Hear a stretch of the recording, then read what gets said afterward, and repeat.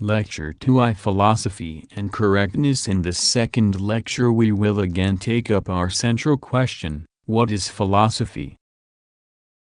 And this question will take us on a long journey. But it will be objected, haven't I already answered this question? Yes and no. Yes, I have put forward theses on philosophy, and I have even shown how philosophy functions with a precise example, the slogan of interdisciplinarity. Number 4. It is not enough to put forward theses on philosophy and to show how it functions to settle the question. Things are not so simple. For example, to begin at the end, functioning, and assuming that this kind of comparison is not too odious, it might be objected, it is not enough to see a machine function a combustion engine, for example, to understand its mechanism and, a fortiori, the physical and chemical laws that regulate the functioning of this mechanism.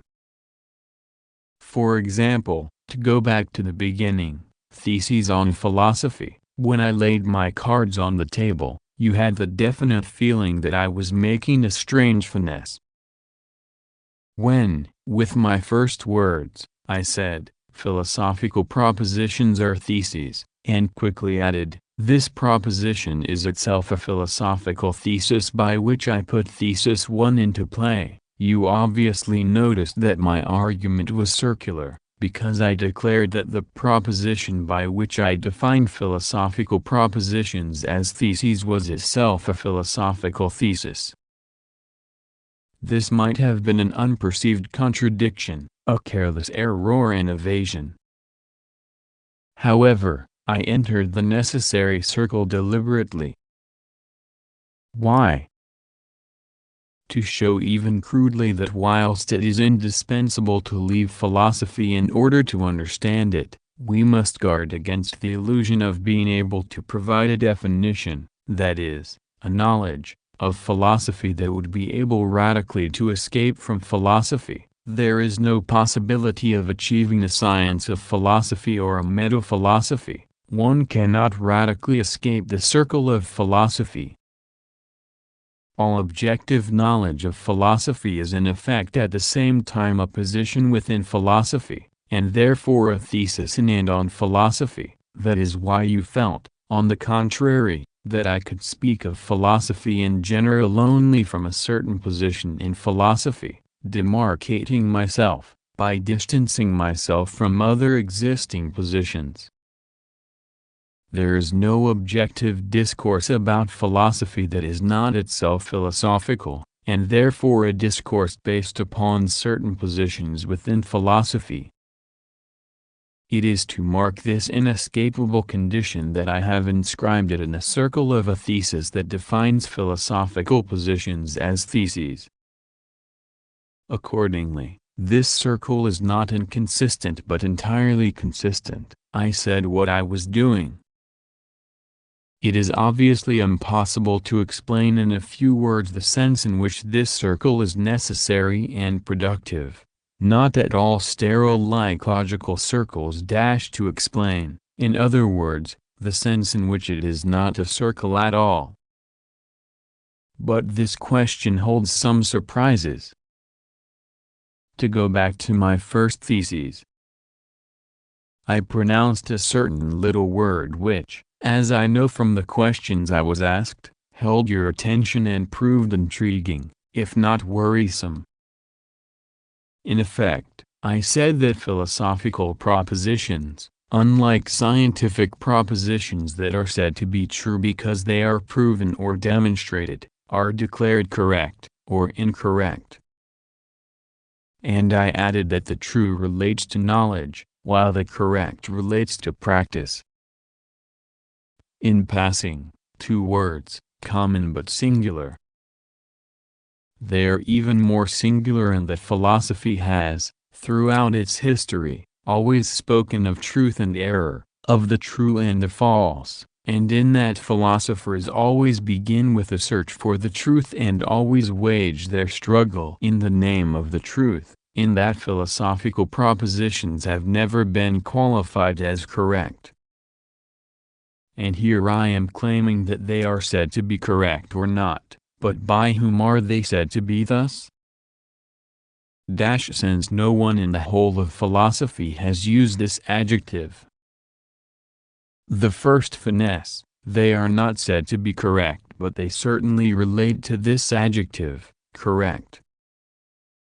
If we wish to understand what happens in philosophy, we must consider that its propositions, regardless of their declared devotion to the presence and adequation of the truth, are bound up with the world in which they intervene by a very different relation, that of correctness. They are not said to be correct, but we will say that they are correct, in part to understand why they are said by philosophers to be true. Correct is the password that will permit us to enter into philosophy. It is understood that correct, just, is not the adjectival form of justice, justice. When St. Thomas Aquinas distinguished between just and unjust wars, he spoke in the name of justice. But when Lenin distinguished between correct and incorrect wars, Lager's just said Lager's injusts, he spoke in the name of correctness, justesse, of a correct line, of a correct assessment of the character of wars in the light of their class meaning. Of course, a politically correct war is waged by combatants who have a passion for justice in their hearts, but it is not only justice, an idealized notion under and in which men live their relations to their conditions of existence and to their struggles, that made a war correct for Lenin. A war is correct when it conforms to a correct position and line in the conjuncture of a given balance of forces, as a practical intervention in line with the class struggle, correct because it has been aligned with the meaning of the class struggle. But even when we have left behind philosophical truth and avoided the pitfalls of justice, there still remains this little word, correct, just, and its cognate, correctness, justesse. And this question, what distinguishes the correct from the true? And that question immediately provokes fear. Is there not, in the philosophy that I have presented, a higher authority which will decide what is correct? And is not the philosophy of which we speak the judge or last judgment that renders unto Caesar that which is Caesar's by dividing? And in the name of what is it going to divide? But let us take care not to fall into the abyss of metaphor, for judge pertains to justice, an institution of the state that pronounces and applies a pre-existing law. In the codes of its law, the justice of the state inscribes, in the form of a pre-established order, the rules of the established order, the rules of its reproduction. The correctness, justesse, of which we speak is not pre-established, it does not pre-exist the adjustment, it is its result. Adjustment, that, for the moment, is the essential word. When philosophy in its practice draws a line of demarcation to delineate practically, and state theoretically, a position that is a thesis equals position, philosophy may well appear to be appealing to pre-established truths or rules, to the judgment to which it submits and conforms, even when it does this, and God knows it has done it often enough in its history. Indeed, that's all it has ever done. In reality it adjusts its thesis by taking account of all the elements that make up the existing political, ideological and theoretical conjuncture, by taking account of what it calls the whole. But see how things are. This conjuncture is political, ideological and theoretical. We know that, and we can show that it is so. Every great philosophy, Plato, Descartes, Kant, Hegel, etc., has always taken into account the political conjuncture, The great events of the class struggle, the ideological conjuncture, the great conflicts between and within practical ideologies, and the theoretical conjuncture. But what does theoretical mean? To limit ourselves to the essential, the domain of theory embraces the whole of science and the whole of philosophy. Philosophy itself is therefore part of the conjuncture in which it intervenes. It exists within this conjuncture, it exists within the whole. It follows that philosophy cannot entertain an external, purely speculative relation, a relation of pure knowledge to the conjuncture, because it takes part in this ensemble.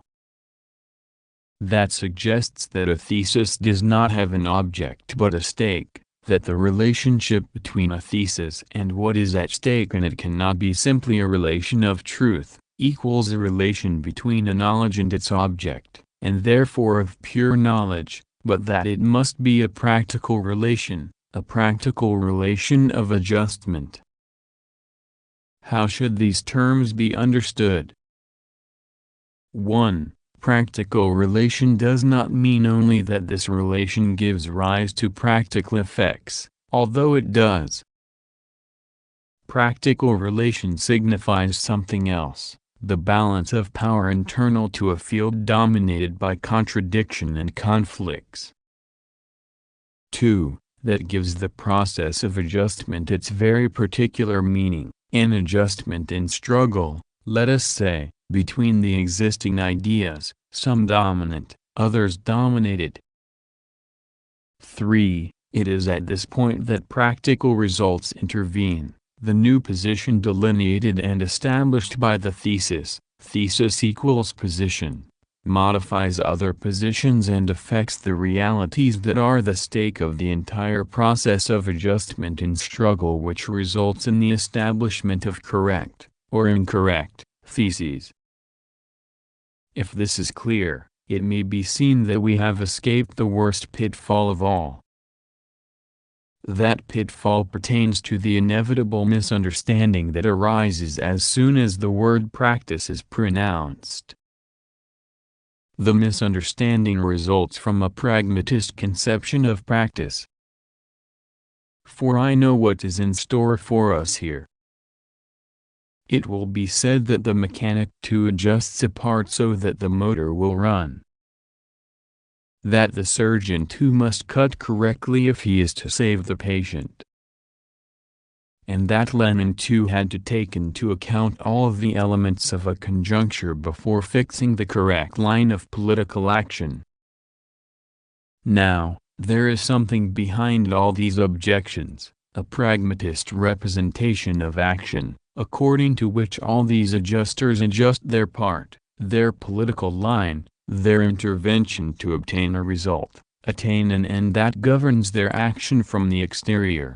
According to this representation, action is the action of a subject who adjusts or tinkers with, Brickle, his intervention with an end in view, that is, for the achievement of an aim that exists in his head to be realized in the external world.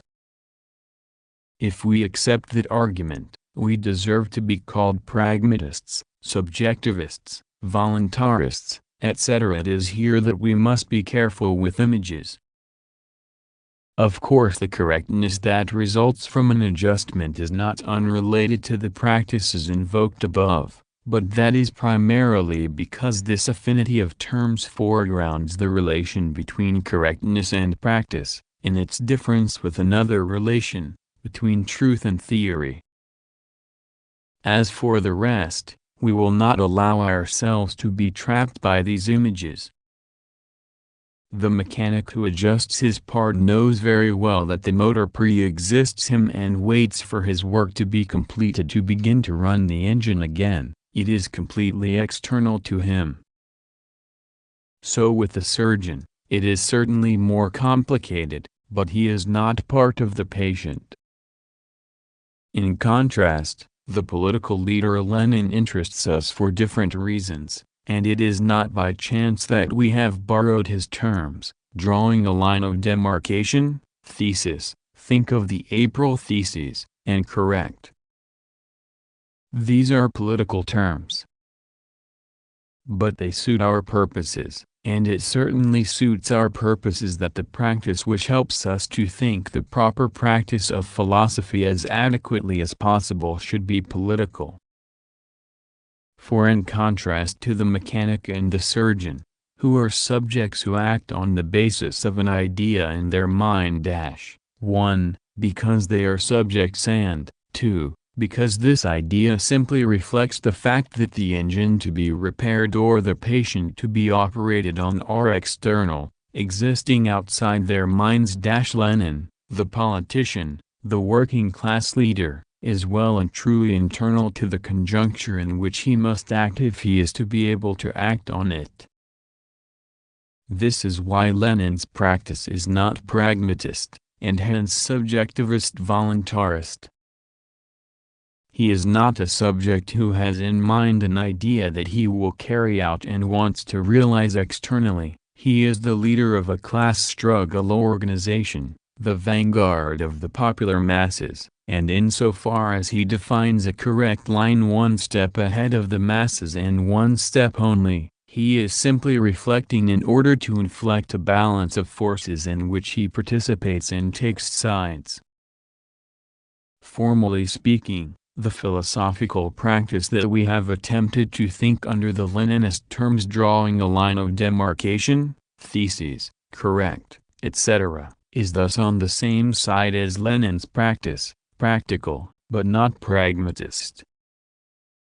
The fact remains, however, that philosophy is not simply politics. If, at least on the basis of the positions that we are defending, philosophical practice functions in many respects like Lenin's political practice, we must support ourselves on this like to see over the wall, to see beyond how philosophy functions in its own domain, to see how it functions philosophically. We must proceed further in the determination of the specificity of philosophy. To do so, we must return to two of our theses. 1. It is necessary to take seriously the fact that philosophy states theoretical propositions. Philosophy is part of theory, and that it intervenes in theory that is, in the sciences, in philosophy and in theoretical ideologies. It is this which distinguishes it from all other practices, including political practice. 2.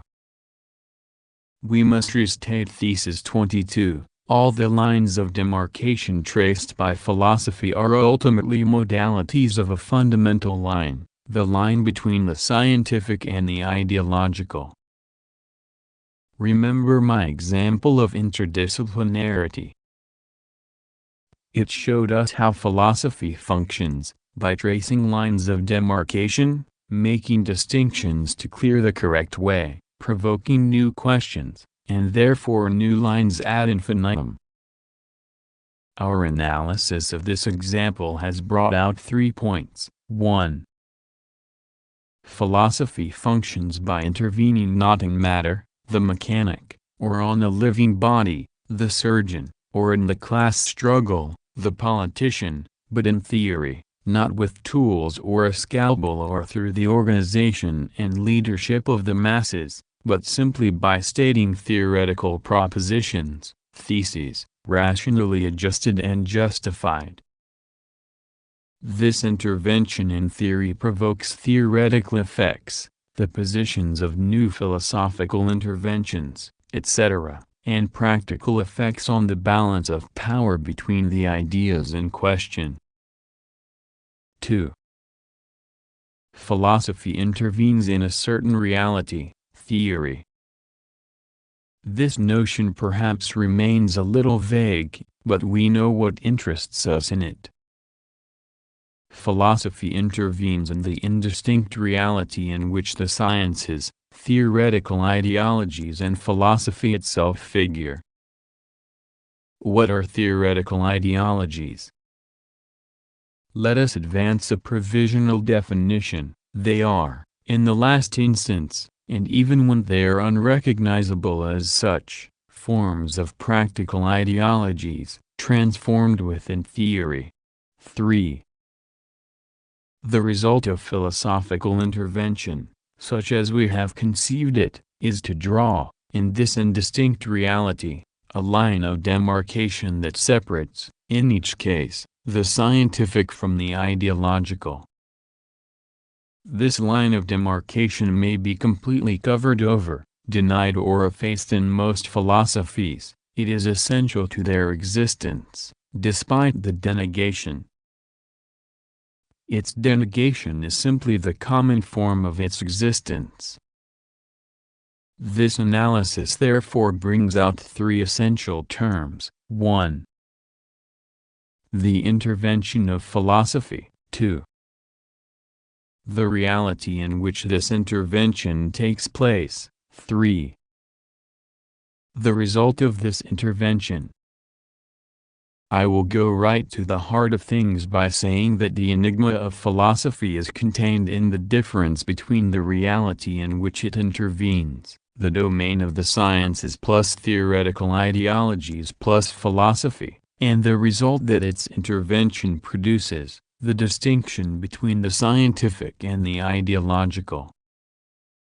This difference appears in the form of a difference between words. But, note the paradox, the words that we employ to designate the reality in which, and the words we use to designate the result of the line we have drawn, are virtually the same. On the one hand, the sciences and theoretical ideologies, on the other, the scientific and the ideological. On the one hand, nouns, on the other, their adjectival forms. Is this not the same thing? Are we not repeating in the result what we already have in the reality? It would seem that the same characters are in opposition, sometimes in the form of nouns, sometimes in the form of adjectives. Is this not simply a nominal distinction, a terminological difference and therefore merely apparent? Is the result produced by the philosophical intervention really distinguished from the reality in which it intervenes, if it is already inscribed in that reality? In other words, does not the whole of philosophy consist simply in repeating, in the same words, what is already inscribed in reality?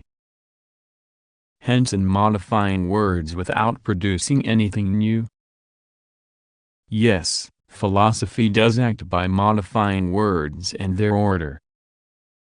But they are theoretical words, and it is this difference between words that allows something new in reality, something that was hidden and covered over, to appear and be seen.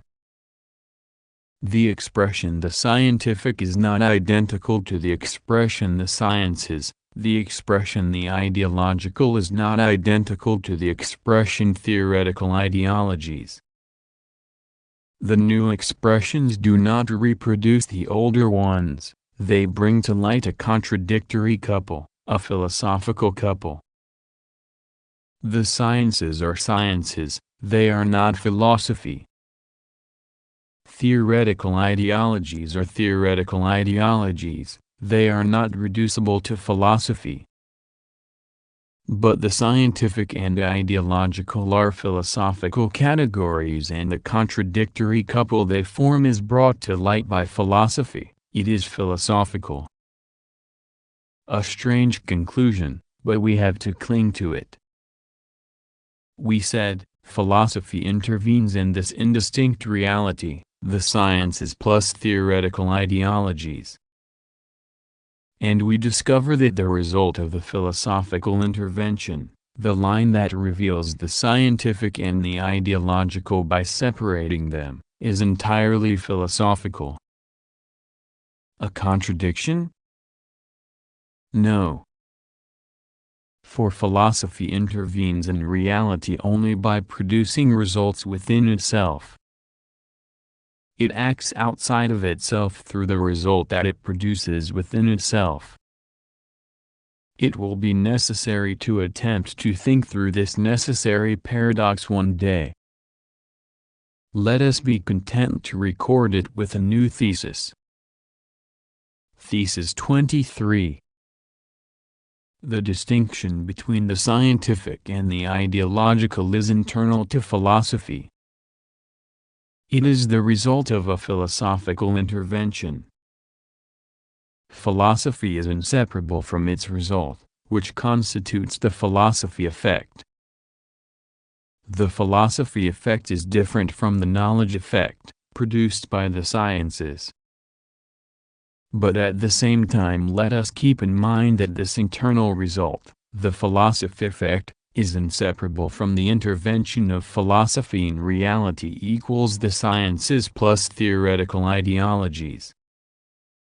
The first element in this reality is familiar to us, the sciences. They have a recognized historical existence and scientists are witnesses not only to their existence but to their practices, problems and their findings as well. The second element is not so familiar to us, theoretical ideologies. We will provisionally leave this element on one side, because it would take a long analysis to attain knowledge of it. We would have to sketch out a theory of ideologies culminating in a distinction between practical ideologies, religious, moral, juridical, political, aesthetic, etc., and theoretical ideologies, and in a theory of the relations between these two. But also because we will begin to get an initial idea of the theoretical ideologies as we go along. And finally because it is indispensable to dwell for some time on the philosophical question of the existence of the sciences and of scientific practice, before we can approach the problem of ideology. This last reason is neither one of convenience nor simply of method. It not only concerns the theoretical ideologies, it is primarily concerned with philosophy itself. For we can advance only on one condition, that we enlighten philosophy as to its own nature. I will therefore advance at this point a central thesis that is going to command the remainder of this course. Thesis 24. The relation between philosophy and the sciences constitutes the specific determination of philosophy. I do not say determination in the last instance, or primary determination, etc. Philosophy has other determinations that play a fundamental role in its existence, its functioning and its forms, for example, its relation with the world views through practical or theoretical ideologies. I say specific, for it is proper to philosophy and pertains to it alone. We must be quite clear as to what is meant by the relation of philosophy to the sciences. It does not mean that only philosophy speaks of the sciences. Science figures in other discourses, for example, religion, ethics and politics all speak of science. But they do not speak of it as does philosophy, because their relation to the sciences does not constitute the specific determination of religion, ethics, politics, literature. It is not their relation to the sciences that constitutes them as religion, ethics, etc. Similarly, that does not mean that philosophy speaks only of the sciences. It speaks, as everyone knows, of everything and of nothing, of nothingness, of religion, ethics, politics, literature, etc. The relation of philosophy to the sciences is not that of a discourse to its specific themes, or even to its object, since philosophy has no object. This relation is constitutive of the specificity of philosophy. Outside of its relationship to the sciences, philosophy would not exist. In what remains of this lecture, I will restrict myself to commenting on Thesis 24. I am going to adopt the only method possible in an introduction, proceeding by empirical analysis with the sole purpose of showing, making perceptible by facts, this specific relation and its importance. I insist on this precise point, empirical analysis. Naturally, there is no such thing as a pure empirical analysis. Every analysis, even an empirical analysis, presupposes a minimum of theoretical references without which it would be impossible to present what are called facts, otherwise, we would not know why we accept and recognize them as facts. But to analyze the functioning of philosophy in its relation to the sciences empirically is insufficient to furnish a theory of philosophy that is merely a preliminary to such a theory. In a theory of philosophy, other realities, for example, practical ideologies, and other relations of production, must also be taken into account. And it is above all necessary to examine the findings of empirical analysis from the viewpoint of the overall function, or functions, of philosophy in the history of social formations, which does not contradict empirical findings but rather transforms their meaning. In this inquiry into the relation of philosophy to the sciences, we shall now explore the scientific side of things. 2. On the side of the sciences, scientific practice. How does the relation of philosophy to the sciences appear on the side of the sciences or, more precisely, on the side of scientific practice? Thesis 25. In their scientific practice, specialists from different disciplines spontaneously recognizes the existence of philosophy and the privileged relation of philosophy to the sciences. This recognition is generally unconscious. It can, in certain circumstances, become partially conscious. But it remains enveloped in the forms proper to unconscious recognition. These forms constitute the spontaneous philosophies of scientists or savants SPS. To clarify this thesis, I will begin with a case in which this recognition is, partially, conscious. The most famous and striking example of this recognition is furnished by the particular situations called crises. At a certain moment in its development, a science confronts scientific problems which cannot be resolved by the existing theoretical means and that call into question the coherence of the earlier theory. As a first approximation, we might speak either of a contradiction between a new problem and the existing theoretical means, and of a disturbance of the entire theoretical edifice. These contradictions can be lived as critical or even dramatic moments by scientists, savants, cf. The Correspondence of Borel, Lebesgue, Hadamard. Everyone knows famous examples of scientific crises: the crisis of irrational numbers in Greek mathematics, the crisis of modern physics at the end of the 19th century, the crisis triggered in modern mathematics and mathematical logic by early set theory. Between Cantorian theory and that of Zermelo, 1908.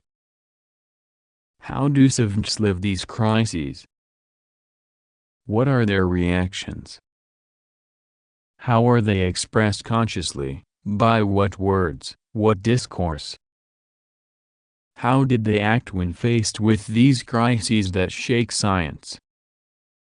3 kinds of reaction may be noted. First reaction. This is the reaction of scientists, savants, who keep a cool head and confront the problems of science without abandoning the realm of science. They struggle as best they can with their scientific difficulties and attempt to resolve them. If need be, they accept their inability to see clearly and advance into the darkness. They do not lose confidence. For them, the crisis is not a crisis of science that calls science itself into question. It is rather a temporary episode, a test. Because in general they have no sense of history, they do not say that every scientific crisis is a growth crisis, but in practical terms they act as though it were. In the great crisis of physics in the 19th century and the beginning of the 20th, we see certain savants of this type resisting the general contagion and refusing to accept the latest word: matter has disappeared. But they were swimming against the tide, and were not always very happy about arguing the case. Second reaction. At the other extreme may be seen another kind of scientists, savants, who do lose their heads. The crisis catches them by surprise, unprepared or, without even knowing it, so prejudiced that their convictions are badly shaken. Everything collapses around them and, in their panic, they call into question not simply a given scientific concept or theory so as to rectify or reformulate it, but the validity of their practice itself, the value of science. Instead of remaining determinedly in the field of science to confront its unforeseen, surprising and even disconcerting problems, they go over to the other side, leaving the scientific domain to consider it from the outside. It is thus from the outside that they render the judgment of crisis, and the word they pronounce takes on a different meaning. Previously, crisis meant in practice, growing pains, or signs, perhaps critical, that a science was about to be recast. Now crisis means the shattering of scientific principles, the fragility of the discipline, or, better still, the radical precariousness of any possible scientific knowledge, because it is a human enterprise and, like human beings, limited, finite and prone to error.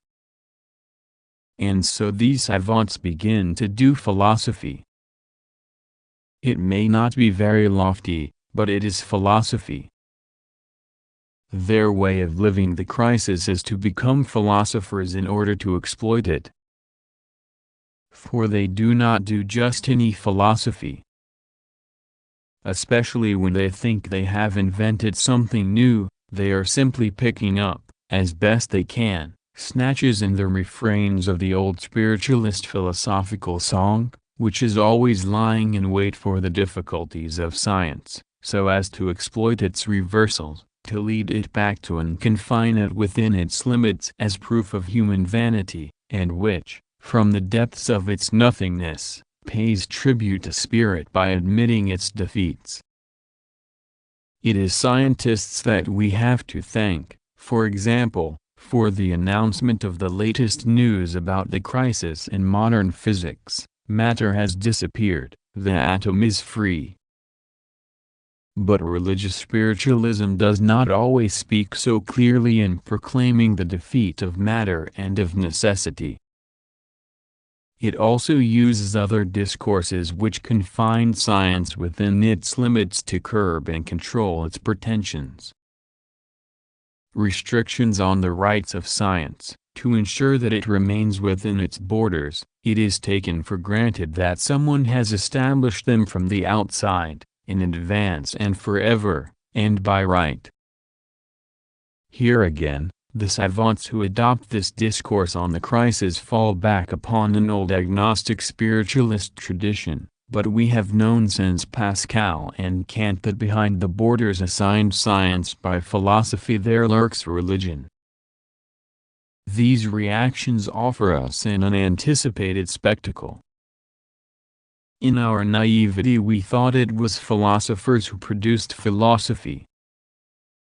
But in a crisis situation we discover that savants themselves can begin to manufacture philosophy.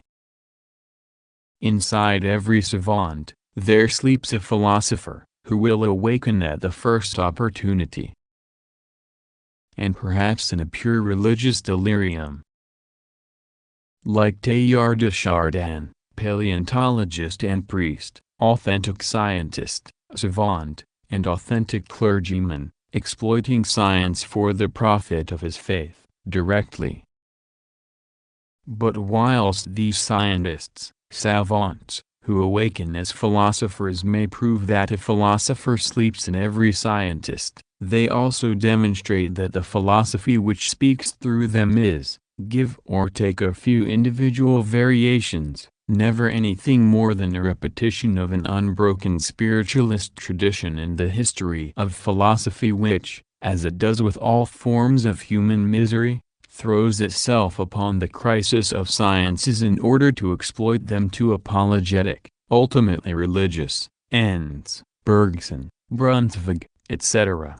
We must be aware that our history is profoundly marked, and remains so today, by a whole philosophical tradition that lies in wait for the difficulties, contradictions and crises internal to the sciences, because there are so many weaknesses that it can use, that is, exploit, ad majorem Dei gloriam, just like Pascal, who was, however, an authentic scientist, but used his science to justify his philosophy, and just like those members of the clergy who await the approach of death to throw themselves at the dying unbeliever and inflict on him, in his agony, the last rites, for his salvation, obviously, but also for the salvation of religion.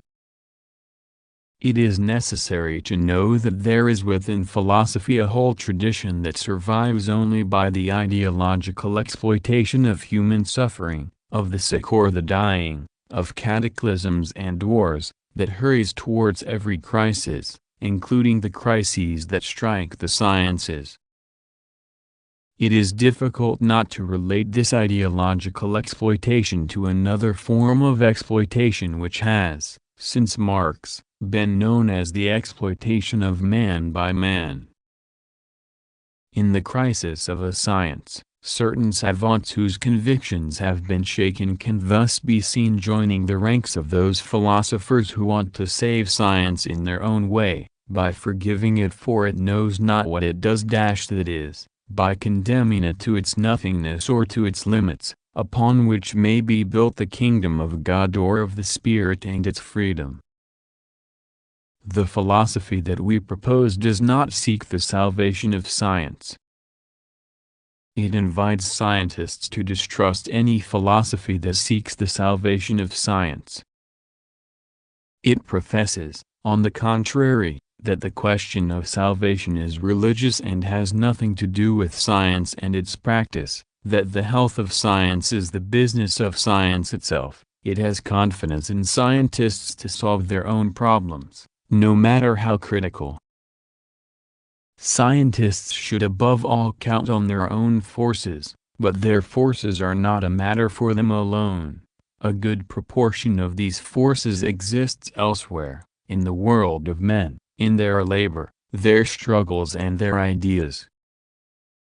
I will add, philosophy, not just any philosophy, not that which exploits the sciences, but that which serves them, plays, or can play, a role here.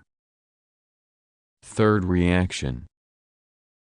Leave on one side the two extremes, scientists who continue their work and those who believe the divine surprise apostrophe superscript 1 that matter has disappeared. There remains a third type of scientist. They too set out to do philosophy. They too live the crisis, not as the contradiction of a process of the recasting and growth of scientific practice and theory, but as a philosophical question. They too leave the field of science and, from the outside, ask science philosophical questions about the conditions of the validity of its practice and its findings, about its foundations and qualifications. But they are not simply content, like the others, to place the homage of their defeats on the steps of the temple. They are critical not so much of science and its practices as of the naive philosophical ideas in which they discover that they had hitherto lived. They recognize that the crisis has awakened them from their dogmatism, or better, they recognize, after the event, once they are awakened to philosophy, that because they are scientists, a philosopher has always slept within them. But they have turned against the philosophy of that philosopher, condemning it as dogmatic, mechanistic, naive and, in a word, as materialist. In short, they condemn it as a bad philosophy of science and consequently attempt to give science the philosophy it lacks, the good philosophy of science. For them, the crisis is the effect, within science, of the bad philosophy of scientists which, until then, reigned over science. All they have to do now is to start working. I said, these scientists to leave the realm of science. For us, this is true. But for them, no. As far as they are concerned, they remain in science and do not repudiate it. Indeed, they invoke their experience of their scientific practice, their experience of their scientific experience. They invoke their scientific knowledge, and it is from within science that they claim to speak of science, that they set out to manufacture, with scientific arguments borrowed from the sciences, physics, psychophysiology, biology, the good philosophy of science that sciences claim to need. And who is better placed than a scientist to speak of science and its practice? A scientific philosophy of science made by scientists. What more could anyone reasonably ask for? Such is the spectacle furnished by the crisis in modern physics at the end of the 19th century and the beginning of the 20th, the appearance of the great savants Ostwald and Mach who, together with many scientists, attempted to provide science with the good scientific philosophy it needed to be able to criticize, overcome and abolish the cause of its crisis, the bad philosophy the scientists had in their heads and which caused science so much trouble. In a word, materialism. Along with a number of other systems, Ostwald's energeticism and Mach's empirio-criticism are testimony to this prodigious adventure.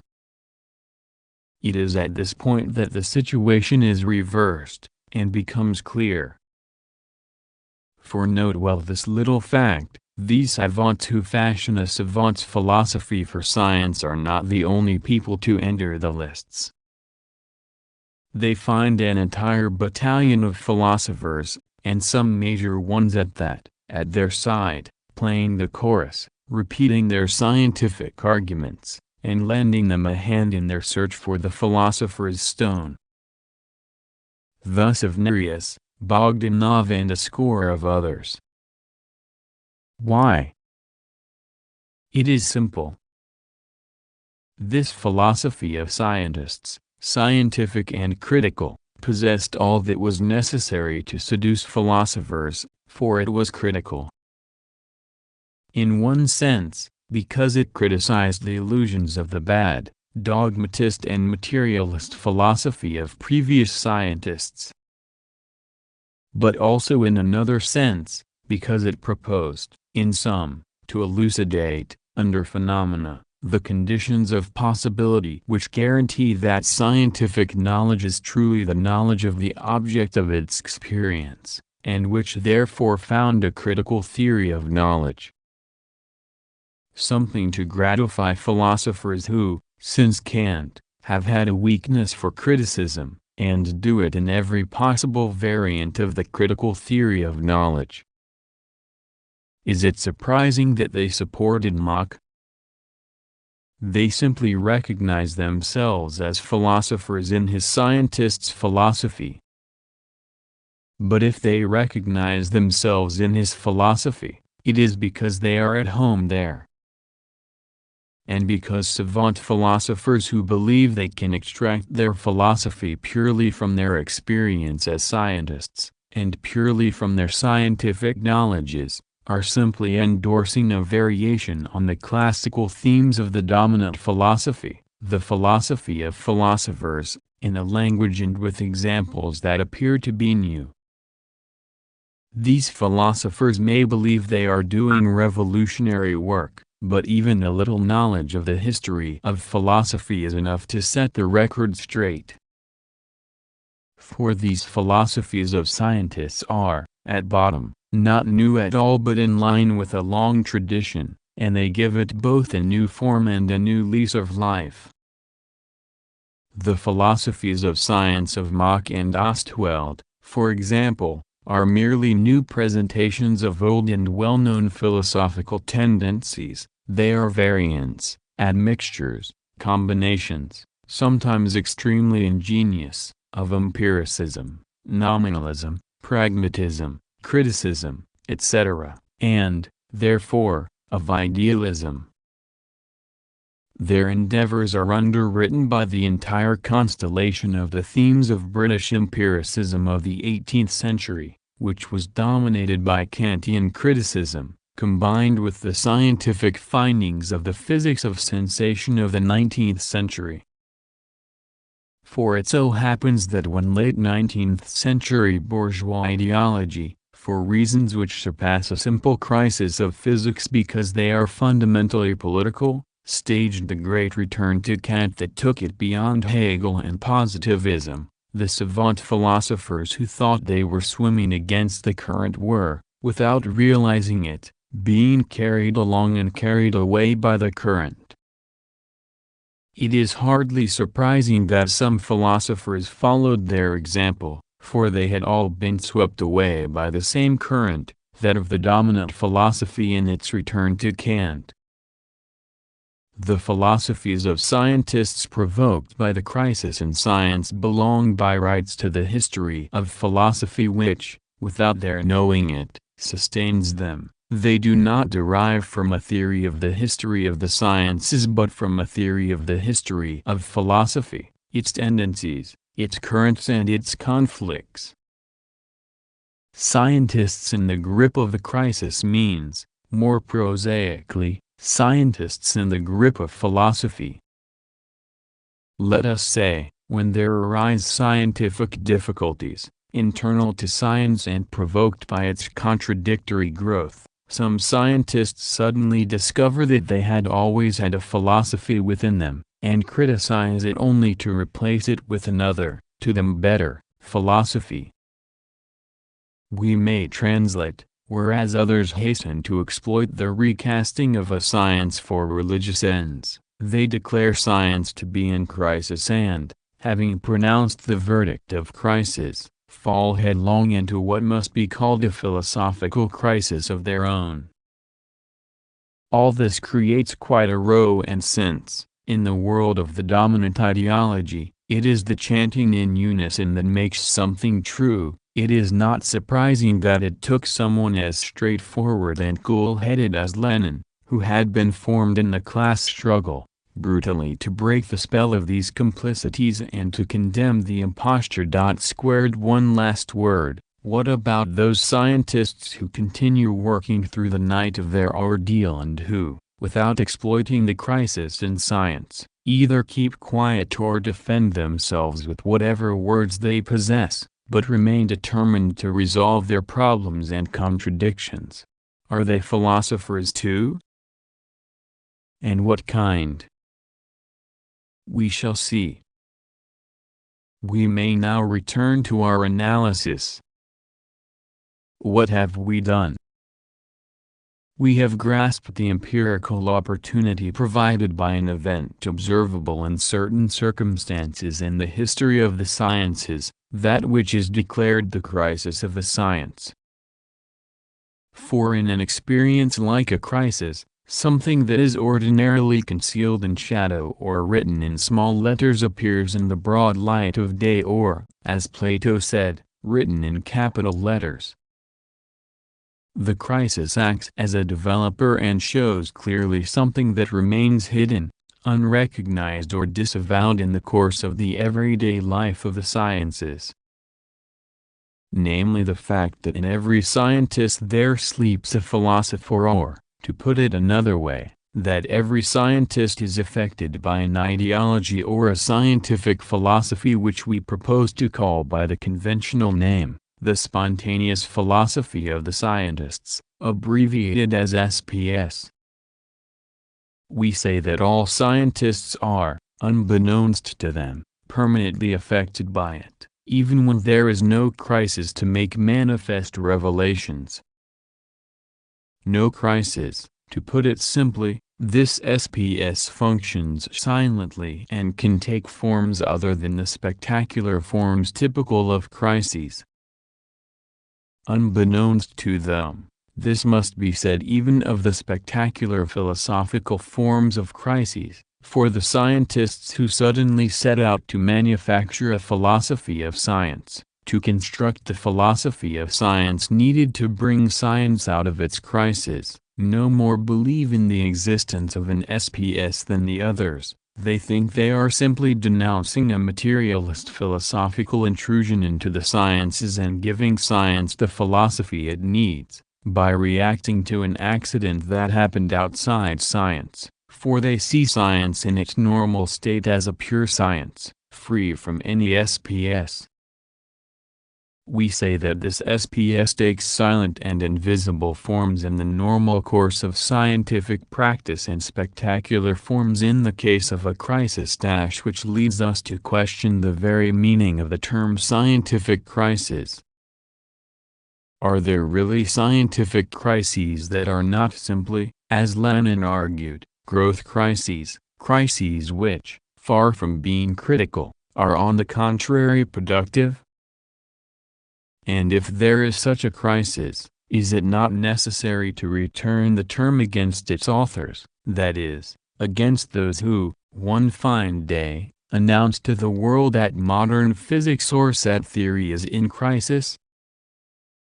After all, it is they who pronounce the judgment of crisis.